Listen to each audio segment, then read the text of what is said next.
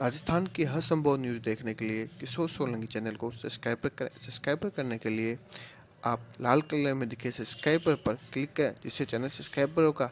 वहीं नोटिफिकेशन का बटन दिख रहा है, उस पर क्लिक करें, जिससे आपको हर न्यूज हर कार्यक्रम आपको एनी टाइम अपडेट मिलेगा।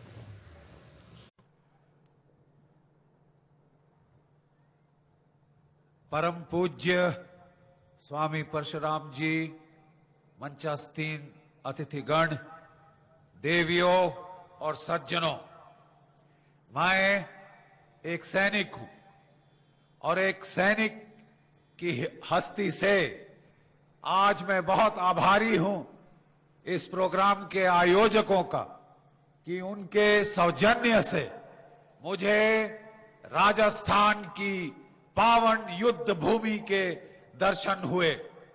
हमसे कुछ ही किलोमीटर दूर पर पोखरान है, वो शक्ति का स्थल जहां परमाणु शक्ति का उदय इस देश की ताकत पूरी दुनिया को बताने के लिए सन 1974 में पहली बार और 1998 में 6 धमाकों ने इस पूरी दुनिया को जाहिर कर दिया कि भारत की सोती शक्ति एक बार फिर पुनर्जागृत हो चुकी है।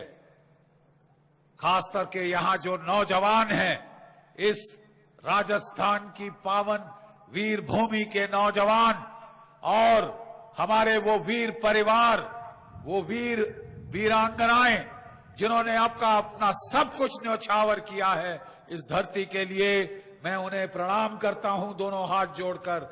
मैं राजस्थान की इस पवित्र पावन युद्ध भूमि को प्रणाम करता हूं और मैं आपको आह्वान करता हूं कि देखिए, एक जमाना था कि भारत को सोने की चिड़िया कहा जाता था।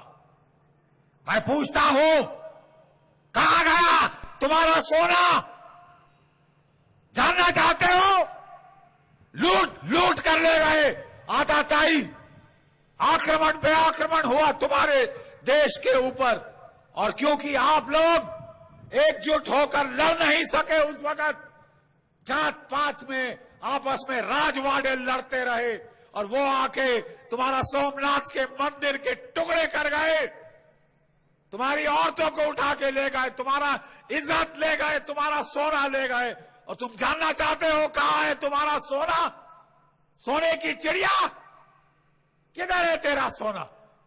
तुम्हारा सोना उज्बेकिस्तान में है, वहां लगा हुआ है, वहां के राजमहलों में लगा हुआ है, जो सब लूट के ले गए।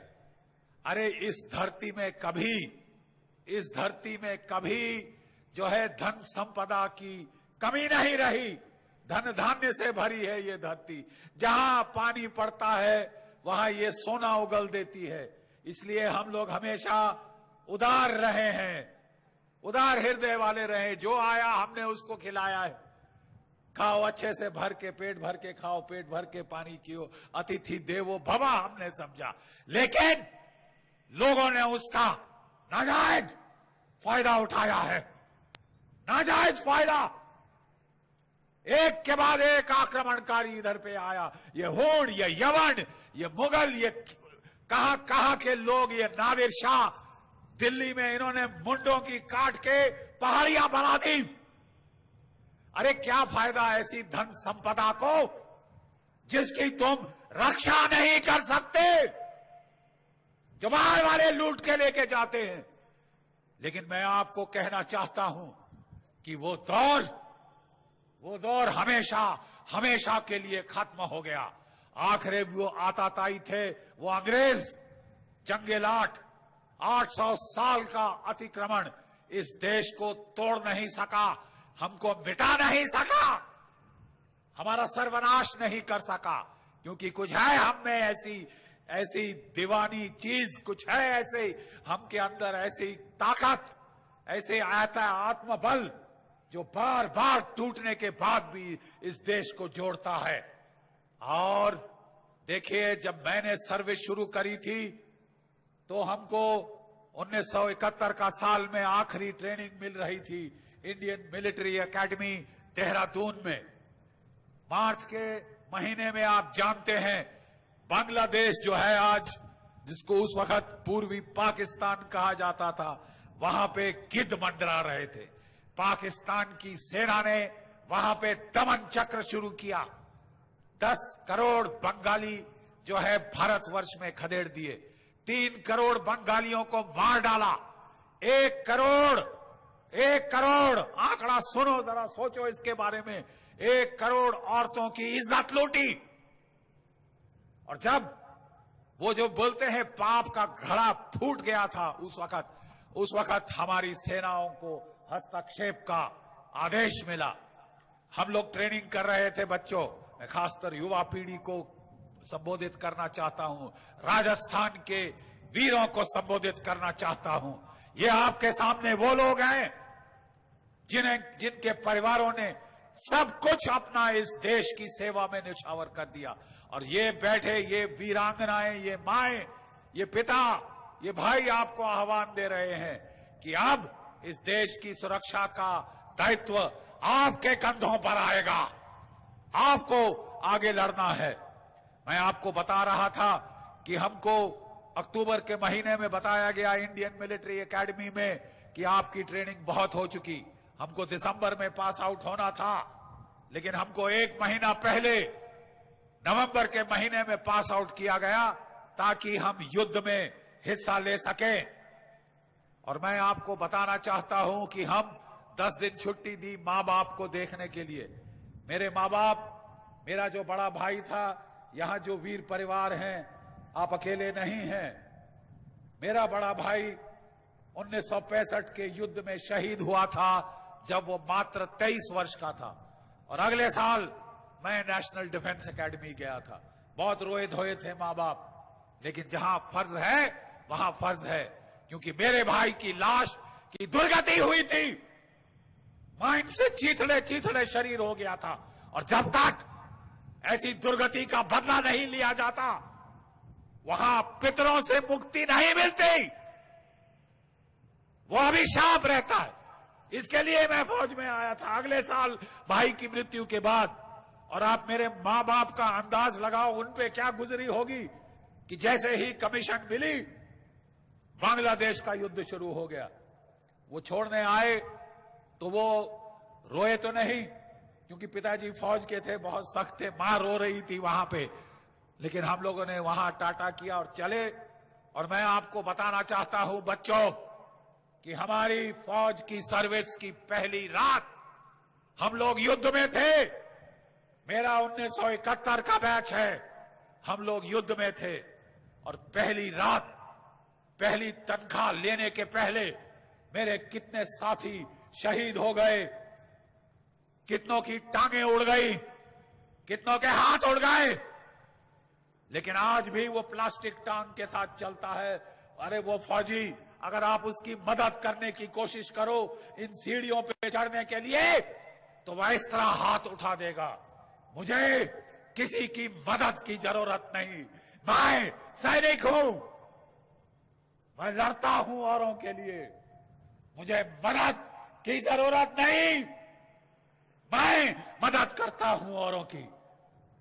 हम लोगों ने मात्र 14 दिन में उस पाकिस्तान के 2 टुकड़े कर दिए थे।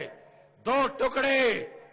वो पाकिस्तान जिसका जनरल नियाजी, अमीर अब्दुल्ला खान नियाजी, हिलाले जुर्रत सितारा पाकिस्तान, ये डींग हांकता था एक पाकिस्तानी 10 हिंदुस्तानी के बराबर है।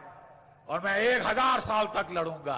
1000 साल बाढ़ में गया, 14 दिन में हमने पाकिस्तान के 2 टुकड़े किए हैं। मालूम, हमने 93,000 पाकिस्तानियों का आत्मसमर्पण देखा है।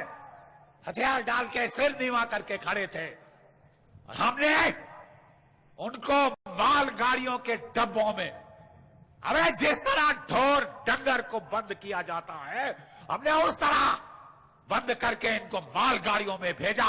और तब पाकिस्तान में इनकी औरतें रो रही थी, चूड़ियां तोड़ तोड़ के भुट्टो के सामने रो रही थी कि हमारे आदमी वापस लाओ, हमारे आदमी वापस लाओ। ये दौर हमने देखा है बेटा।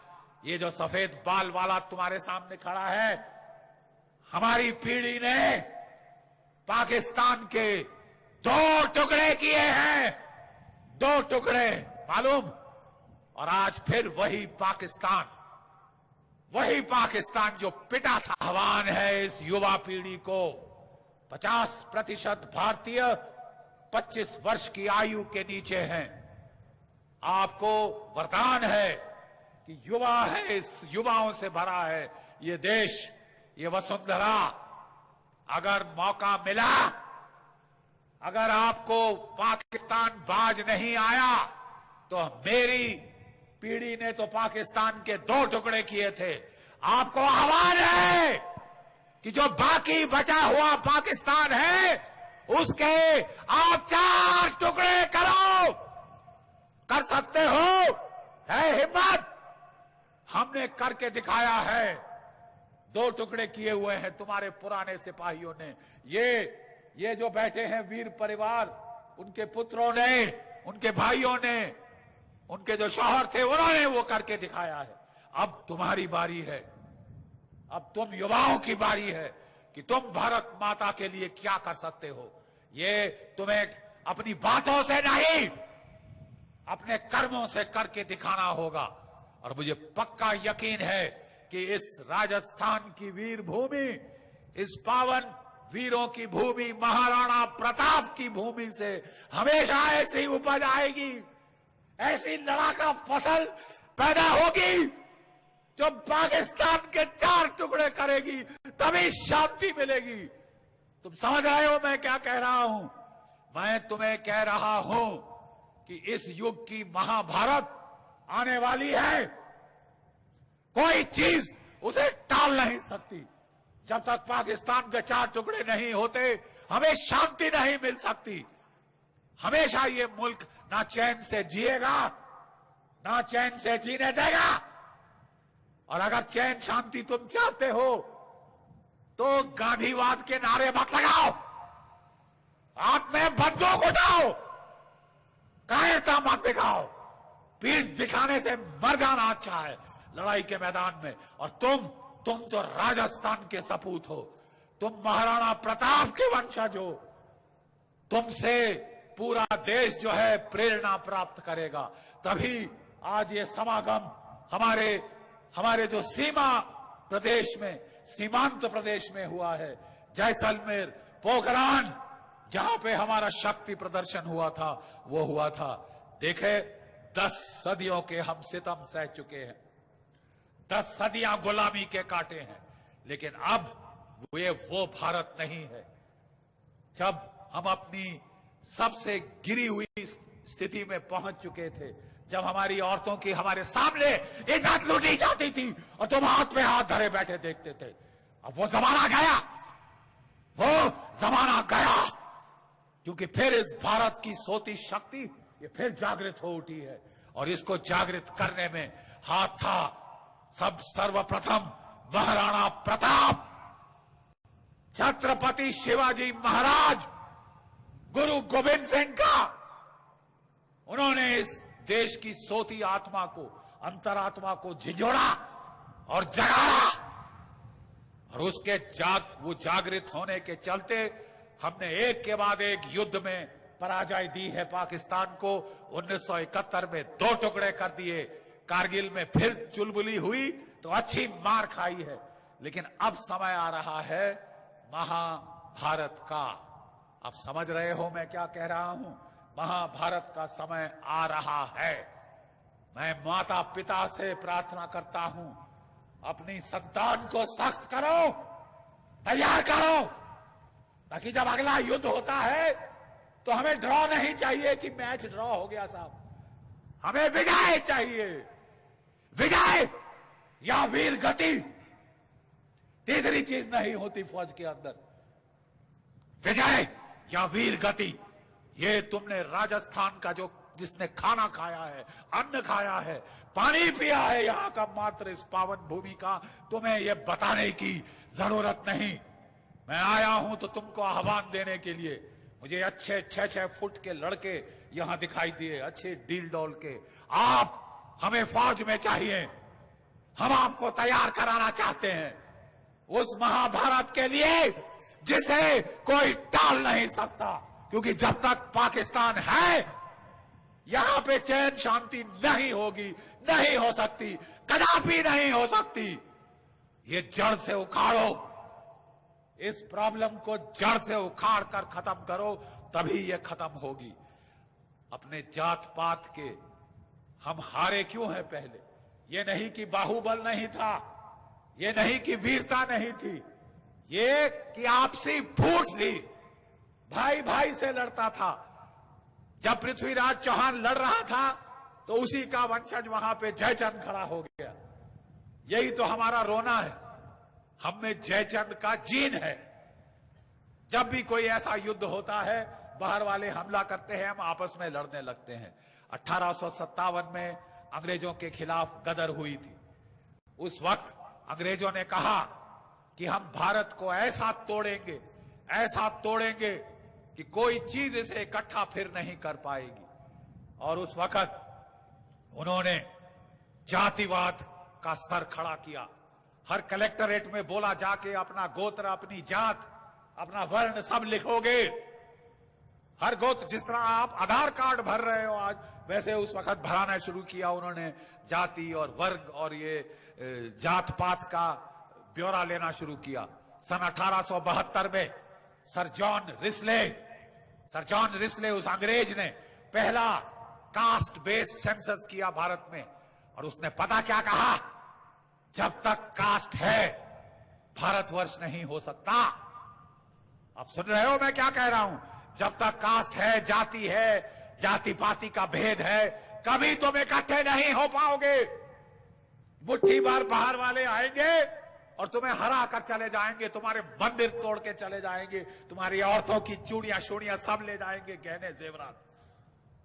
तुमको जरूरत है तो संगठन शक्ति की, एकता की। तुम्हारा एकीकरण हो जाए, दुनिया की कोई ताकत भारतवर्ष के सामने टिक नहीं सकती। चाहे चीन, चाहे पाकिस्तान, चाहे ये दोनों देश क्यों ना मिलके आ जाएं। अरे हमारी आबादी ही 1.3 अरब है, जिसमें से 60% तो युवा है। मेरे जैसे बूढ़े नहीं, युवा हैं। तुम इकट्ठे होकर लड़ो, तुम दुनिया में महाशक्ति के रूप में उभर कर आओगे। और हमें जरूरत है आपकी, यहां बैठे नौजवानों की। मैं मां बाप से बोलता हूं, हमें दो अपने बेटे। और आजकल तो बेटियां भी लड़ रही हैं, बेटियां भी सेना में महारानी लक्ष्मीबाई की तरह तलवार उठाकर आ रही। ठीक है, ये युग बदल गया है, ये करवट बदल चुकी है। और फिर कभी दास्ता यहां हम नहीं सहेंगे। हम, जो हमारी तरफ आंख उठाएगा, बेवजह हम नहीं लड़ते, लेकिन जो हमारी तरफ आंख उठाएगा वो जिंदा नहीं रहेगा। ये बिजली अंदर होनी चाहिए, ये कड़कड़ाहट अंदर होनी चाहिए, ये लड़ाकापन अंदर होना चाहिए। मैं बेवजह नहीं लड़ता, मैं औरतों पे हाथ नहीं उठाता, मैं बच्चों पे, बूढ़ों पे हाथ नहीं उठाता। लेकिन अगर तेरे में ज्यादा सूरमापना आ रहा है तो तेरा हम हिसाब चुका देंगे। पिछले 30 वर्षों से, देवियों और सज्जनों, पिछले 30 वर्षों से पाकिस्तान